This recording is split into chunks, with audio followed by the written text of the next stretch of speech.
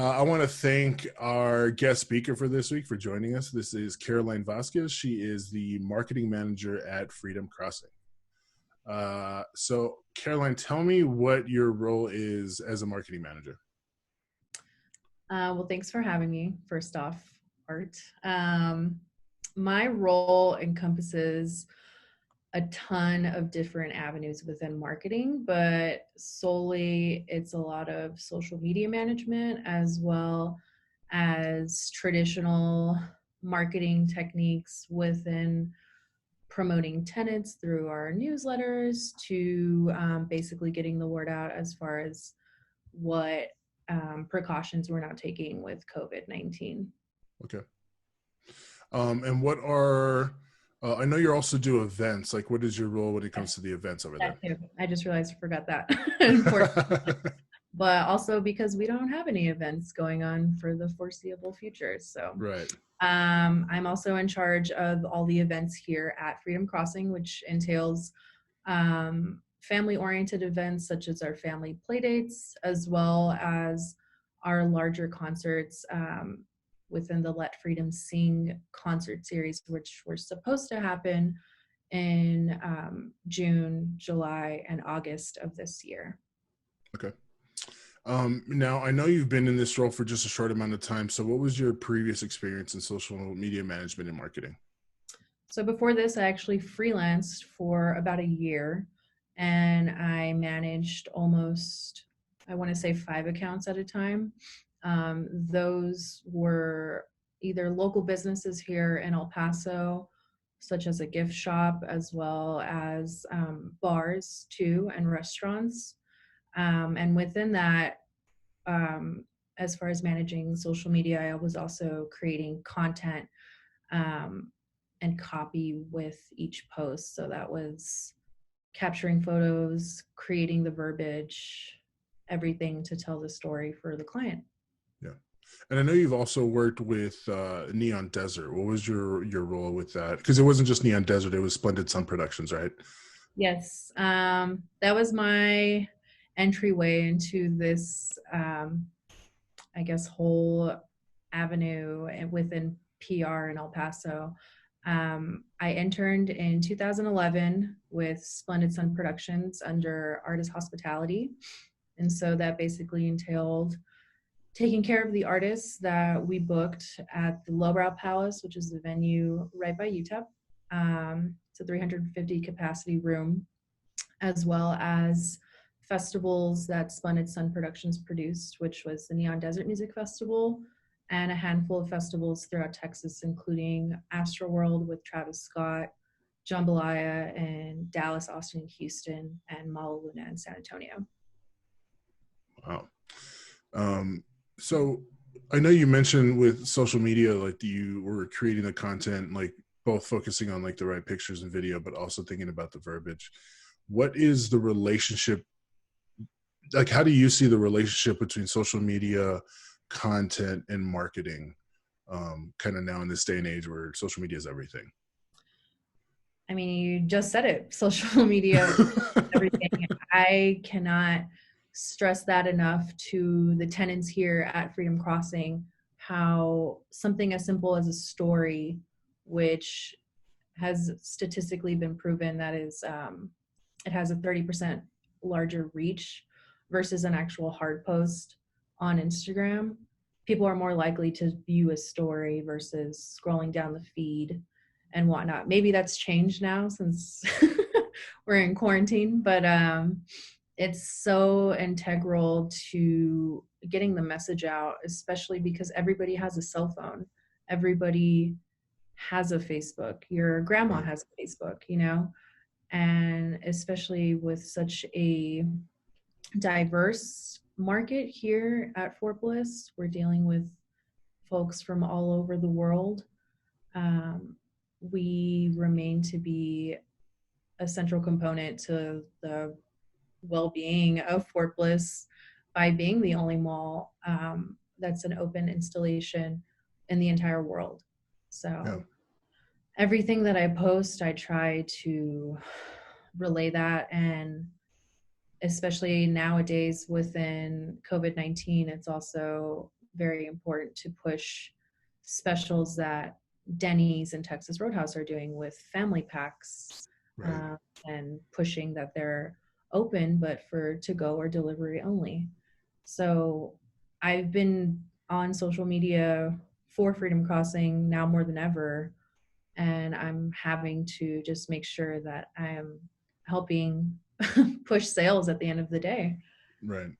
So Now, with the different clients that you used to have and now doing your Freedom Crossing, when it comes to like finding that voice, what are some things that you think about in terms of writing the verbiage for the content?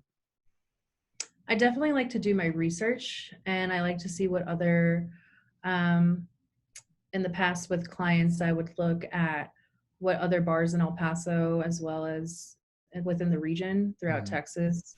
Obviously, we're not LA, but I mean, it could also just going off of like photography. Well, it looks pretty because obviously people like to like a photo that actually looks, cool, Right.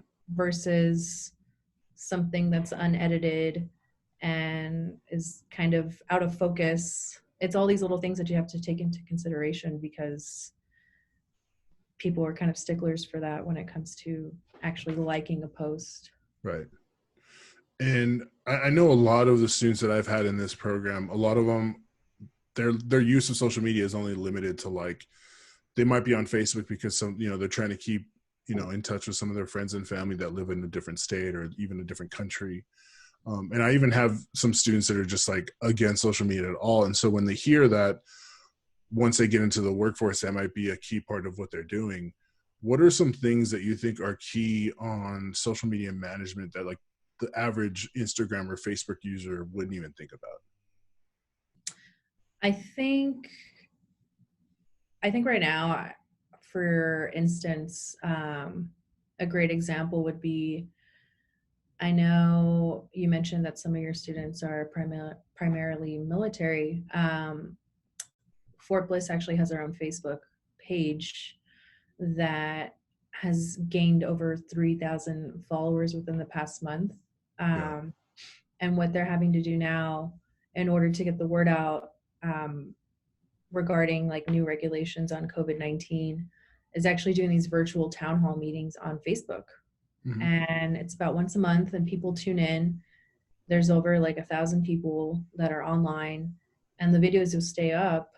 And it's proven to be such a well executed way of getting this information out versus sending out a newsletter, because we all know that's like a really low reach, the likelihood of someone opening a newsletter. But compared to like actually going on Facebook and checking out this live feed where you have all these top officials and the garrison command, Right. uh, informing the general public, they've actually used Fort Bliss, the Army has, to set this same standard for virtual town hall meetings on Facebook for other military branches here, bases in the United States. So I thought that was like an interesting component as to how important Yeah. Facebook is. I mean, personally, I don't really use it so much for my personal use. Right.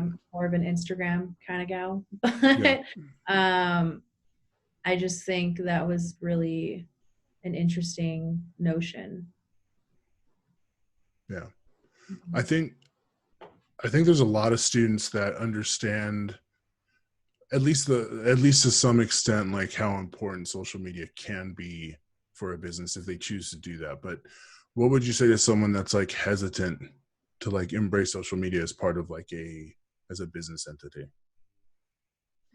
I think that's a very poor decision. I mean, if you're having to put your own personal beliefs on, you hate social media, but you're not going to push this to push products, um, I would say best of luck. But Yeah. Yeah. there's just so many things that Instagram offers now too to help make shopping more manageable. A lot of folks now are doing Instagram lives to pretty much showcase like their inventory and placing orders through Yeah. DM, and they do curbside pickup, or you know what I mean? It's been such a fascinating experience to like witness, because the market is changing and because marketing it will be changing for Hmm. the foreseeable future. And I think folks that are doubting how powerful social media is, maybe they just need to give it another chance. Gotcha. And what advice would you give to, just in general, for anyone that's graduating as they're entering the workforce and trying to find a job? Like, what are some things that you think are important? Cool. Well, first off, congratulations. Fun fact, I almost dropped out my senior year. Caroline's actually one of my former students. Yeah. Yes. Because I was already in the workforce. But first and foremost, you got to have a LinkedIn. That is actually how I got this job, because the owner of the company needed to see some kind of, concrete visual portfolio, if you will, Yeah. and make sure that information is up to date. Anything that you've done, whether it's extracurricular or a freelance project that you were a part of, include all of that. People want to see how much experience you have, even if it was unpaid, unfortunately. Second, I would definitely stress to make sure that your resume is up to date, because you never know who you know that may know of a job. Because Yeah. another fun fact is that my boss is actually one of my former colleagues from Neon Desert Music Festival. And it was a simple text message exchange where he asked me, "Hey, are you still looking for a job?" And lo and behold, sent him my resume, got the interview, and now I'm here. Yeah. And in terms of specifically, like, let's say someone graduates and now they're in a new organization and they're running their social media, or they're even part of just a PR team. What are some tips about actual use of social media that you could give? Well, something that I did to prepare for this interview, I actually created a sample social media calendar. It Yeah. was for the month of January, which we all know retail sales are pretty low at that Hmm. time due to the holidays and tax season not really being about. But I created that. I included some sample verbiage for Under Armour's having a winter, like end of winter sale, Right. and whatever, which really impressed my current bosses now. Yeah. And something else that I did, I know as communication majors, we're all familiar with Prezi. I actually created one that was a visual aid for my interview, and that pretty much helped tell the story visually of everything that I've been involved. Because yeah, you may be a great talker, but you could also be ranting on about like a specific project for this interview. And it's much better if you actually have something visually to help tell Yeah. that story. And it just shows that, you came in prepared and that you really want that job. Yeah. Yeah. And lastly, I want to ask you, what advice? So for a lot of our students, they're about to graduate in this month, enter the workforce, and for some of them, it might be their first time engaging in social media from like a business perspective, and not just as like, oh, this is my own personal Instagram or Twitter or Facebook.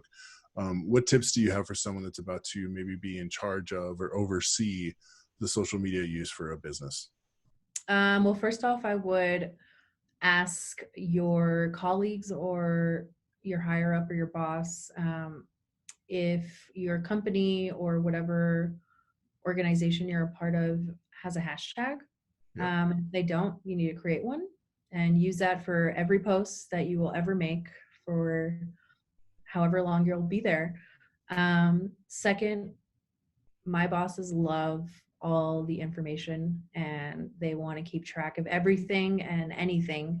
So I actually have what's called just like a monthly statistic sheet that I keep track of and that I send off at the end of the month, that basically shows how much our following has grown Mm-hmm. on all of our social media channels. So Facebook, Instagram and Twitter. And within that, we have what's called a target delta.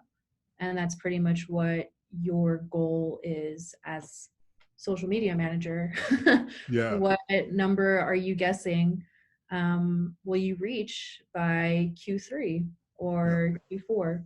And all of that just really shows how you are in tune with utilizing social media, especially for your boss, because I'm telling you right now, they will not know what any of that means. Right. Because, this is just this social media manager is what, like a decade old, I would assume. Right. So all of that definitely comes in handy, especially if your bosses are much older than you. Perfect.